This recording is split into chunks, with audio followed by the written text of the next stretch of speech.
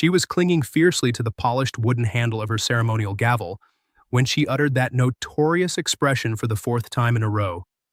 It was this ultimate, strained utterance that completely destroyed the delicate, anxious atmosphere of the vast congressional room. Her voice bounded off the grand, decorated ceiling as Congresswoman Maxine Waters announced she was reclaiming my time. Sitting utterly still with his hands neatly folded on the mahogany table, Senator John Kennedy, who hadn't spoken a syllable in over a minute and wore his wire-rimmed glasses low on his nose, simply looked up. He appeared as serene as a man calmly observing a sudden indoor shower after being politely warned about the weather. "Ma'am," he answered, his voice exuding the soft, unthreatening warmth of a gently swaying screen door on a muggy Louisiana summer night. "I wasn't using any." The ensuing laughter didn't crescendo gradually. It burst forth instantaneously before the crowd could even mentally process or permit it. Uncontrollable amusement flooded the formal space, much like a glass pitcher overflowing rapidly and spilling water in every conceivable direction. Inside the typically grave chamber, an elegantly dressed woman in the third row futilely slapped her manicured hand over her mouth, unable to hold back her reaction to the sheer absurdity of the situation. Near the back, a veteran political reporter, usually an expert at maintaining a stoic demeanor, bit his knuckles hard to suppress his laughter, though his violently shaking shoulders gave him away anyway. In the middle of this abrupt, chaotic chorus of genuine hilarity, Maxine Waters sat paralyzed in her massive leather seat.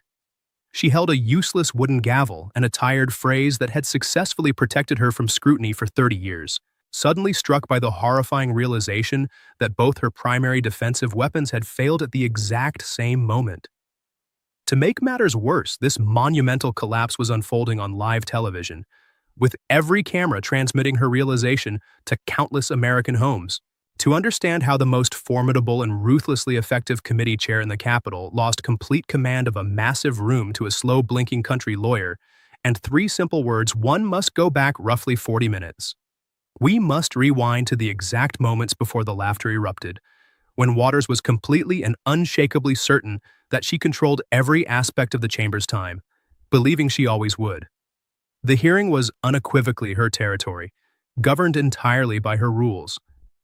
It was her sounding block and her wooden gavel. The impressive, elevated wooden platform, complete with the golden United States seal positioned directly behind her towering leather chair, belonged to her. She had reigned as the undisputed dominant presence in that specific room longer than many of the eager young aides standing in the back had even been alive. She had independently arranged the meeting, which was ostensibly scheduled as a profound examination of federal lending, systemic economics, and housing inequalities.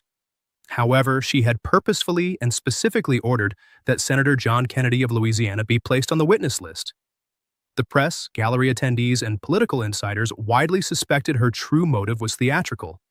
She intended to spend her morning publicly lecturing and humiliating him about the current state of progressive America on live television across 3 major networks. She made her entrance in her usual, highly choreographed manner. She acted as though the massive room had been waiting in desperate suspense for her, projecting an attitude that everyone should be profoundly grateful her arrival had ended their agonizing wait. Moving with deliberate, painstakingly slow precision to ensure everyone watched her, she set her heavy leather folder on the desk. She nudged her microphone's gooseneck exactly 1 measured inch nearer to her mouth. Carefully, she poured iced water from a crystal pitcher, setting the glass perfectly within her natural reach. She performed these ordinary tasks with a daunting, unhurried elegance, commanding the silent room to witness her supreme comfort in her own immense power. Upon officially starting the meeting, her first move was not to delve into housing policy, but to lecture the nation about its presumed ignorance and collective identity. Before we begin the performance, she announced directly to the camera's glowing red lights, ensuring the audience at home heard her clearly, as if she magically knew exactly who was watching. She aggressively asserted that conservative viewers were eagerly hoping to see her humbled and humiliated. She dismissively characterized them as uneducated people who had never bothered to read complex housing legislation. She painted a highly insulting, vivid portrait of her critics as sad inhabitants of decaying, forgotten rural towns, desperately clinging to an unrecoverable and bigoted history.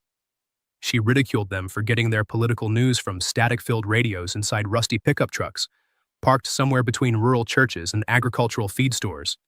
Displaying a cold, thin, and deeply condescending smirk, she boasted endlessly about her grueling, lifelong political career.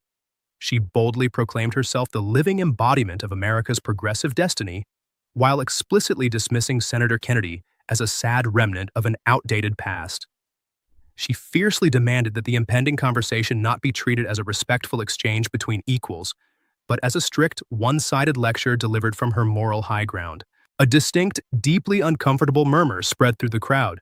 Not quite a gasp, but the complex, icy sound a large group makes when it has been unapologetically insulted to its face, but hasn't yet fully processed the sheer nerve of the offense.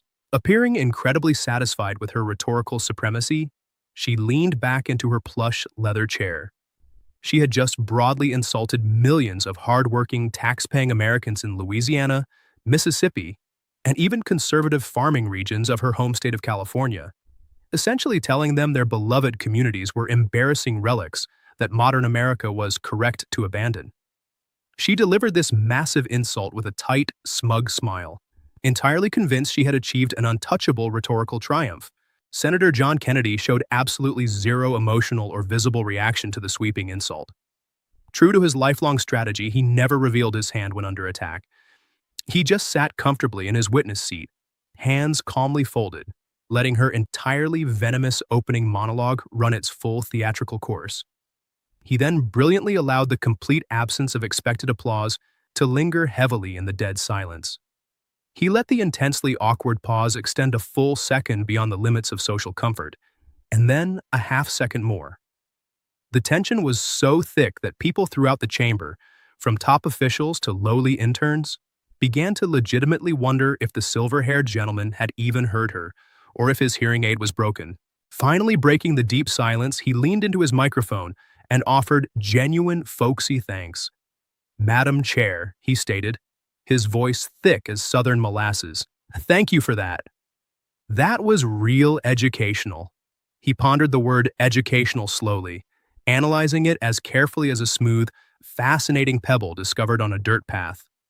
With terrifying politeness, he noted that he had just learned a lot about her unfiltered views on the hardworking, everyday people whose taxes fund her substantial congressional salary.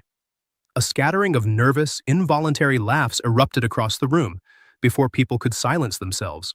"I'm just a country lawyer," Kennedy went on, utilizing his famously legendary opening line.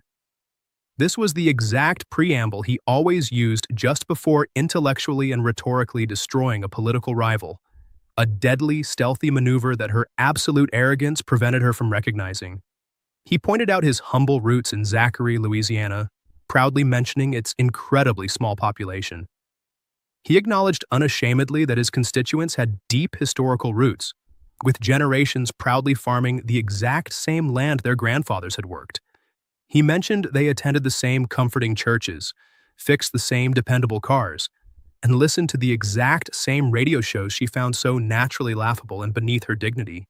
Pausing for maximum philosophical and dramatic impact, he offered a gentle yet devastating observation, noting, "We've also got a Tuesday, ma'am, same as you." He patiently broke down the basic astrophysics of Earth, pointing out that the sun rises over the small town of Zachary on the exact same chronological morning. It lights up the grand marble monuments of Washington, D.C., leading him to express pure bewilderment as to how a thriving community experiencing the exact same Tuesday as the rest of the world somehow magically becomes an irrelevant past simply because their politics differ from those of coastal politicians and wealthy TV stars. Sliding his glasses slightly down his nose, he promised, with feigned humility, to keep his upcoming questions simple enough for a supposedly slow-witted, archaic man from the past to properly express. He also pledged to deeply respect the ticking clock, acknowledging he was fully aware of her famously aggressive and possessive attitude toward her allotted time. "My time is the committee's time, Senator," she retorted, her voice sharp and defensive. He cordially and instantly agreed, innocently smiling like a peaceful Sunday choir boy while noting it was perhaps her most celebrated and universally feared trait in the entire Capitol. Kennedy started his polite questioning with a basic, seemingly innocent inquiry asking, "Now, first small question. Where do you live?" For the first time that morning, Maxine Waters hesitated, failing to deliver her usual rapid-fire aggressive comeback. It was a tiny, fractional pause, a minuscule break in her dominant rhythm, but the highly observant room physically felt the impact of that hesitation. Reluctantly, she eventually claimed to live in Los Angeles, proudly specifying she resided within the 43rd Congressional District, a place she fiercely declared she had represented faithfully and tirelessly since 1991. Kennedy smoothly and politely corrected her course. He stated he understood the representation part of her background, as everyone in Washington knew her political resume. However, he clarified that he was asking granularly and specifically about where she physically lived, where she slept at night, and where her personal mail was delivered. He emphasized that this was a basic fact that ordinary working-class people back home could usually answer in seconds without thinking. Tilting his head in a friendly, entirely non-threatening manner, he generously offered her time to formulate her answer, even playfully suggesting she could reclaim it, I suppose. A highly dangerous, suppressed laugh escaped into the room, damningly originating from her own Democratic colleague's side of the aisle. She heard the noise and knew exactly its source. Her posture stiffened as the cold steel became visible beneath her grandmotherly velvet exterior. She aggressively maintained that her primary home was indeed in Los Angeles. She then immediately began a complex defensive rant, blaming decades of urban development, gerrymandering, and shifting political redistricting lines. She condescendingly implied that a rural man like him couldn't possibly understand the nuanced, intricate geography of a massive metropolis that he had to visit via commercial airplane. Kennedy cheerfully and instantly admitted he might be ignorant about urban city planning. However, he calmly referenced publicly accessible tax and property records. With devastating casualness, he pointed out that these undeniable documents showed her luxurious primary residence was actually located far away in the elite, hyper-wealthy neighborhoods of Windsor Square or Hancock Park. He poetically and vividly described the neighborhood's sprawling estates, massive ancient shade trees, and perfectly manicured, serene streets. Looking at his notes, he mentioned that public real estate valuations priced her specific property at over $4 million, with local experts suggesting it was nearer to $6 million. Peering over his spectacles with the deadly innocence of a top predator pretending to be a harmless plant eater, he accurately noted, "That's not in the 43rd, is it, ma'am?" Visibly upset, her face flushing with sudden warmth, Waters loudly and sharply proclaimed that her personal home address had absolutely no procedural relevance to her right to reclaim her time. She slammed her heavy wooden gavel once sharply against the block. Directly behind her, an exhausted aide physically let out a massive sigh of relief at hearing the familiar, reassuring sound of the procedural tool that had routinely crushed arrogant bank executives, cabinet officials, and 3 decades of ambitious men who mistakenly believed they had trapped her. Kennedy immediately and simply stopped talking, offering zero resistance, leaning back comfortably and completely allowing her to take back the floor. He waited as passively and calmly as an elderly fisherman in a rowboat on a quiet lake, watching as she desperately shifted the discussion to friendlier, more advantageous policy topics and frantically gathered her thoughts. The tense mood temporarily calmed. Her political supporters visibly relaxed, and everyone who had seen her survive decades of political warfare assumed the peril had passed. Then, without any aggressive vocal tones, sudden movements, or forced theatrics, Senator Kennedy simply raised one quiet index finger to ask a mundane procedural question. "Can I ask a procedure question, Madam Chair?" he asked softly. "Just so a slow fella understands the rules of your house." He waited patiently for her annoyed, curt nod, then laid out his understanding of her rules. He suggested that when she loudly used the phrase, "reclaiming my time," it was officially meant for specific situations, such as when a witness deliberately ran long, purposefully ignored the core question, aggressively burned through her strict minutes, or spoke excessively. He asked if his legal interpretation of the rule was correct. With a tone of immense superiority, she affirmed that his understanding was indeed correct. He then boiled down the complex parliamentary rule into the most painfully simple layman's terms, essentially meaning, "Hush, you've talked enough, give me my minutes back." Although she visibly bristled at his incredibly crude, unrefined description of her majestic power, she haughtily conceded that this was fundamentally the functional mechanism of the phrase. Nodding deliberately and slowly, like a careful librarian storing a vital document in a safe drawer to be reopened later, Kennedy stated he just wanted her explicit, personal definition officially recorded on the congressional transcript. He explained he wanted this done so that absolutely no one in the opposition or the media could later claim he had fabricated the rules. Smoothly flattening the physical page before him, he warmly advised her to hold on to the meaning of those words tightly because they were going to need it. Without the chairwoman realizing it, the invisible steel jaws of his rhetorical trap had just completely and permanently snapped shut. Blinded by her arrogant certainty that she was the smartest person in the room, she had willingly handed him the literal key to her own political ruin. She had voluntarily submitted her precise, inescapable interpretation of her legendary catchphrase into the unalterable permanent official record. Transitioning flawlessly back to the contentious issue of her district, Kennedy began severely scrutinizing her 34-year career. He highlighted the massive irony of her representing some of California's most economically desperate, crime-ridden, and deeply impoverished neighborhoods since 1991, while securely doing so from a multi-million-dollar mansion in one of the city's most heavily policed, wealthiest areas. A neighborhood that crucially wasn't even inside her district's borders. Kennedy quickly pivoted, pointing out that this residential hypocrisy was just an appetizer for a much deeper, more troubling inconsistency in her character. Slowly, he recounted her highly controversial, well-publicized history of actively urging everyday citizens to commit aggressive, physical public confrontations. He systematically reminded the captivated, silent room of a particular incident in 2018. During a tense political time, she had passionately told angry mobs that if they saw an opposing political administration member in a public place, whether pumping gas, shopping at a department store, or eating in a family restaurant, they had a moral duty to swarm them. She explicitly encouraged these crowds to get right in their personal faces, push back physically, create a massive mob, and make these people feel entirely and fearfully unwelcome. Looking up from his papers, Kennedy stressed that she had proudly and explicitly demanded aggressive, potentially violent clashes between complete strangers. Then, allowing the faintest hint of a cold, knowing smile to touch his lips, Kennedy introduced a starkly different, highly personal counterexample. He brought up a strange incident from a few years earlier involving a fabricated, malicious document with her forged signature circulating online. Acknowledging with real sincerity that the forgery was deeply unfair and unjust, he offered profound sympathy that she had to endure such a targeted disinformation attack.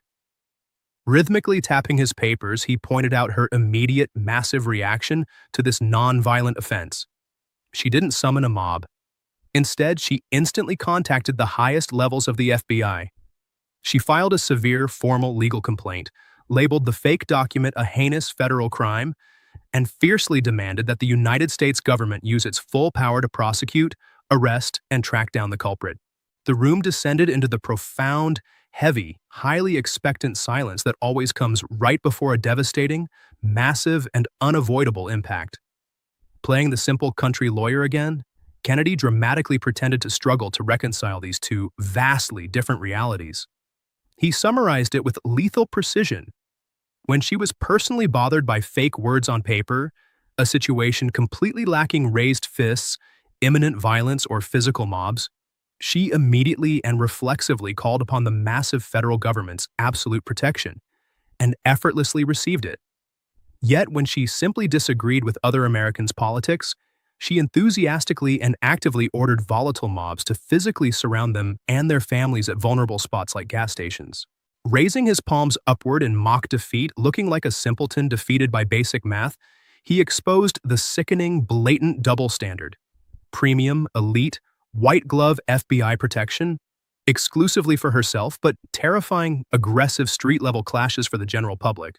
He humorously and dryly noted that, to him, it appeared all the rough stuff was magically exported exclusively to zip codes outside her own luxurious neighborhood. Spontaneous, stunned laughter violently rippled through the gallery, sounding like a broken taboo. One man in the third row actually gave a loud, solitary clap of pure delight before terrifiedly stopping himself. Furious, Waters rapidly and defensively accused him of making a deliberate, highly dishonest, politically motivated comparison between two fundamentally different and completely unrelated things. Kennedy smoothly and effortlessly invited her to explain it to him, reiterating the stark contrast. Fake words against her justified immediate federal law enforcement, while her real words directed at others justified a terrifying mob cornering public servants at gas stations. From his humble viewpoint in rural Zachary, he concluded she seemed exactly like someone who deeply loved violent confrontation, right until the terrifying moment it threatened to ring her own heavily secured, multi-million-dollar doorbell. Cordially and patiently, he offered her unlimited time to correct him and explain the moral distinction. Completely enraged and out of patience, Waters violently yelled her ultimate signature defense, "Reclaiming my time." Kennedy yielded instantly, without a millisecond of delay, pleasantly replying, "Course, ma'am." He closed his mouth, folded his hands, and projected unbothered, absolute gentleness, flawlessly surrendering the clock as he always did. Astute observers noted his brilliant psychological tactic. He never bickered over the remaining seconds. By returning them so effortlessly and courteously, her aggressive, constant reclamation transformed from a terrifying show of power into a pathetic, running joke. Her legendary mighty verbal guillotine, which had ended many careers, was quickly starting to look like a panicking, desperate skydiver, frantically pulling a broken parachute cord as the earth rushed upward. Allowing the room's thick tension to ease just slightly, Kennedy deliberately and languidly turned to a fresh page. He brought up the highly sensitive subject of rigged economic frameworks, institutional insiders, and one united bank. A flash of genuine, sudden panic crossed her face, though she tried to hide it.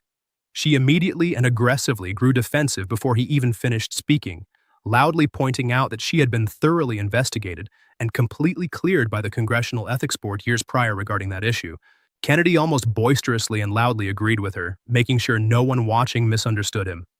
Raising a calming hand, he firmly stated the Ethics Committee had indeed reviewed the messy situation and officially absolved her of legal wrongdoing.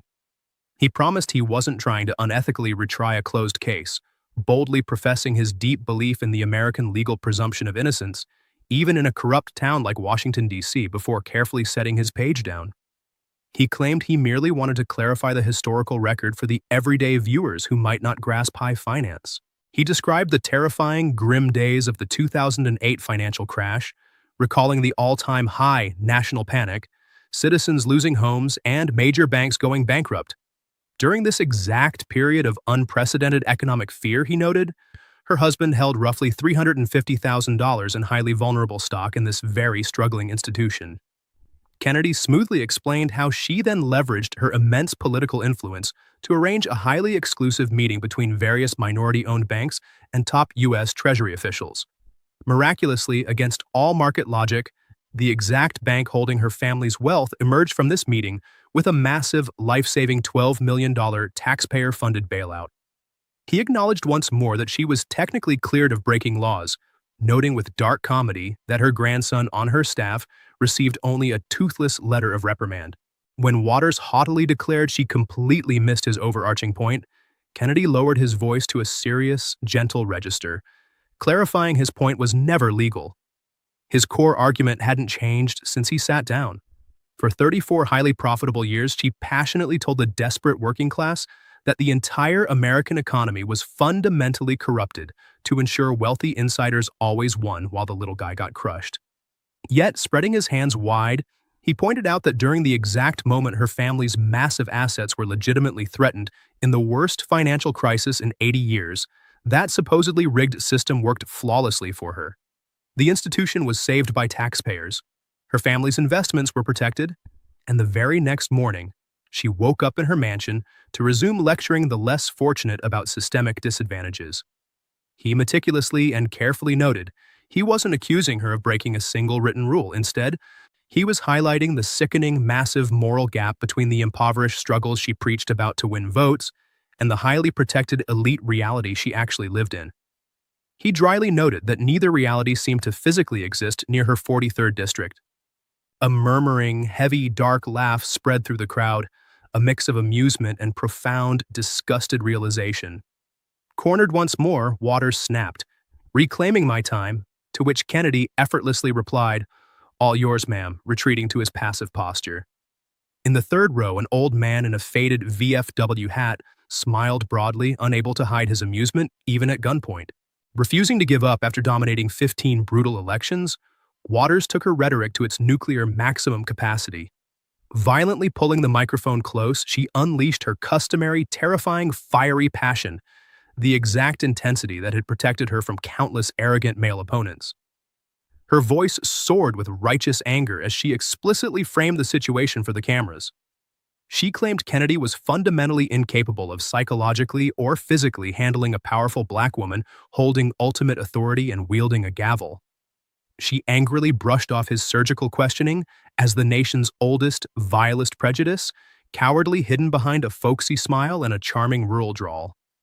She vehemently argued the clash had absolutely nothing to do with her banking ties, hypocrisy, or residency, but was about the agonizing reality that a woman of her demographic led the chamber, which she claimed ate away at the souls of men like him. For a brief, electrifying moment, her raw emotional delivery commanded the room. It was a devastatingly effective punch from a master who had thrown it successfully 100 times before. Journalists scribbled furiously. Loyal aides nodded in synchronized agreement, and the dangerous laughter vanished into uncomfortable anxiety. The heavy, historical tension of racial politics gripped the room tightly for about 20 agonizing seconds.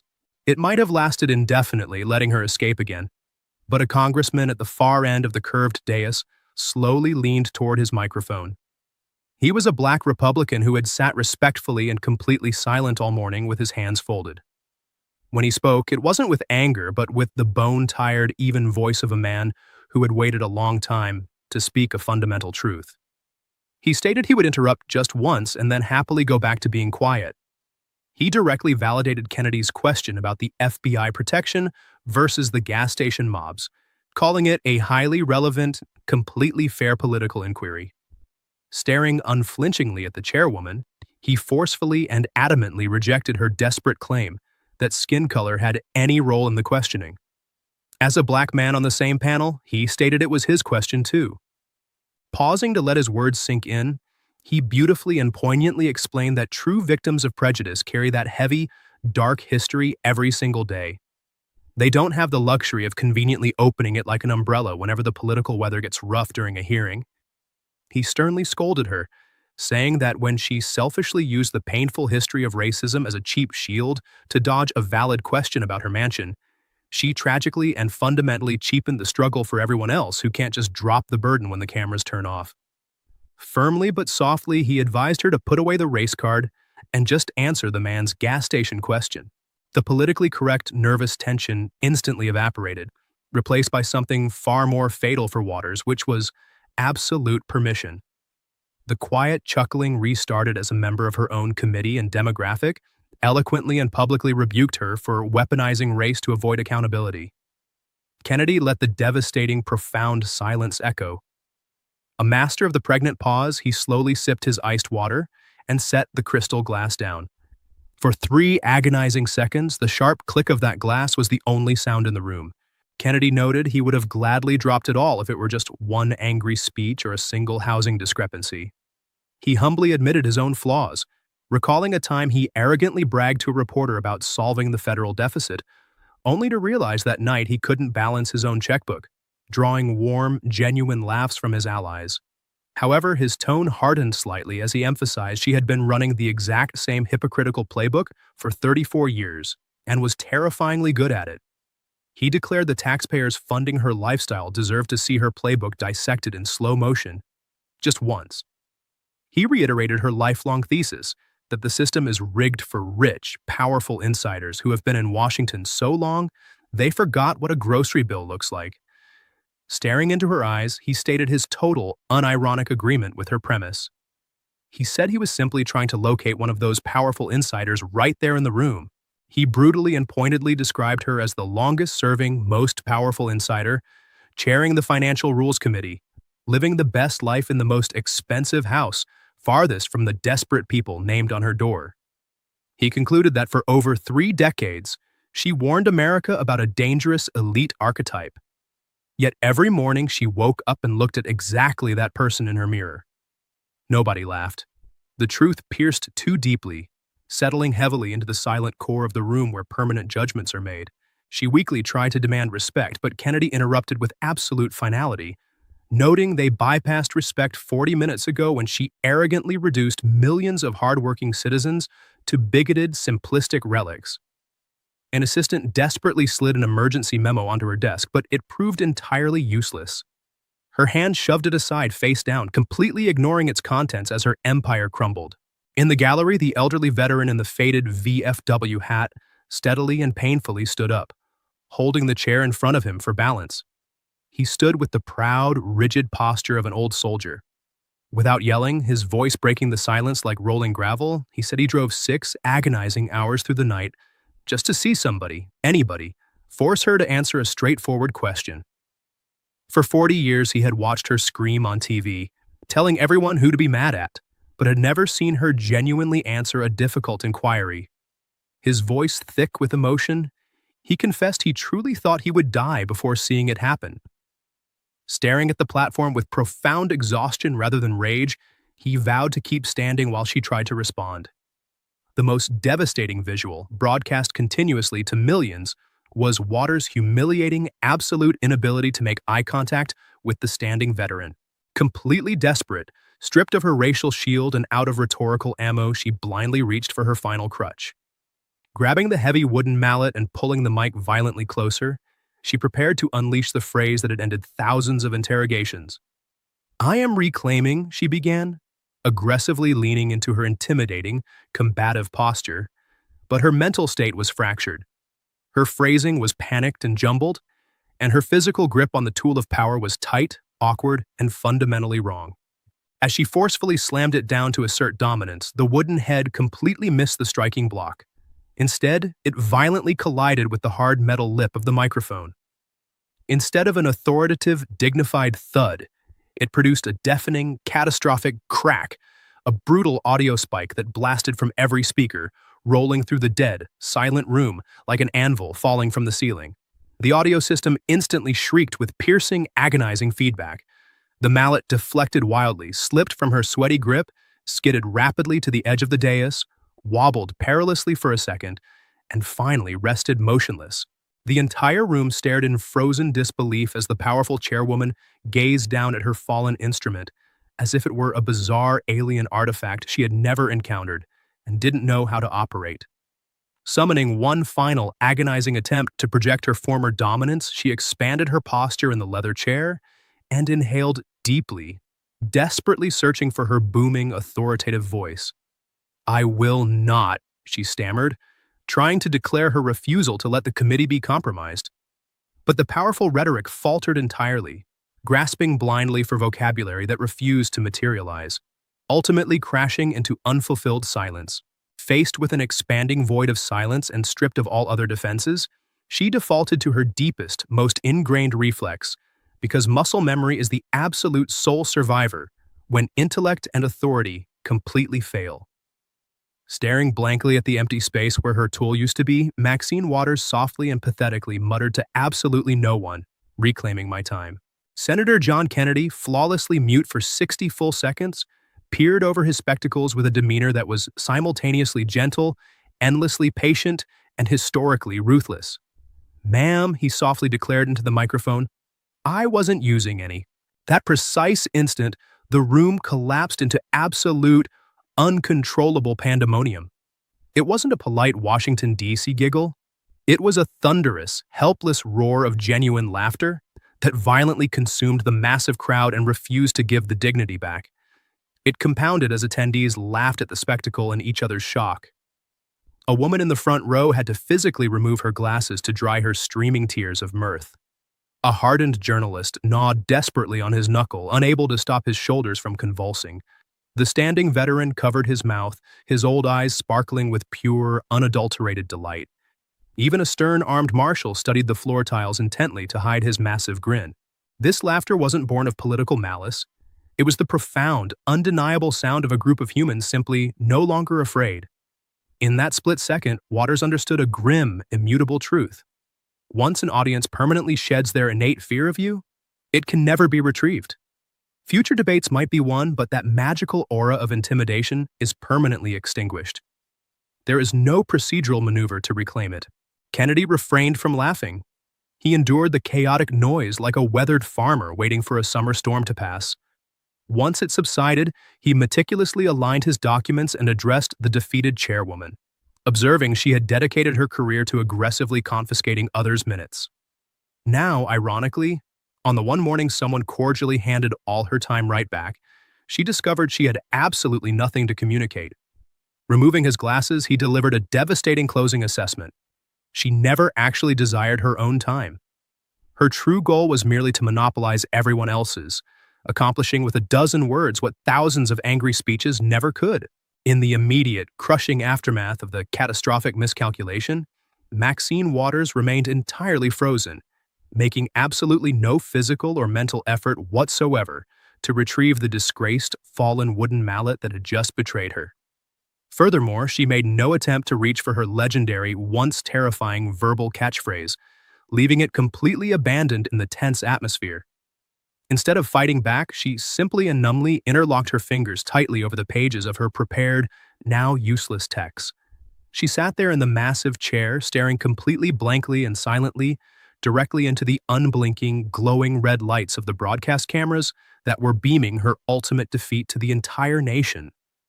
The procedural protocol required a prompt, and when she was formally and officially asked if she wished to offer any sort of verbal response or rebuttal to the devastating situation, she completely declined the opportunity to speak.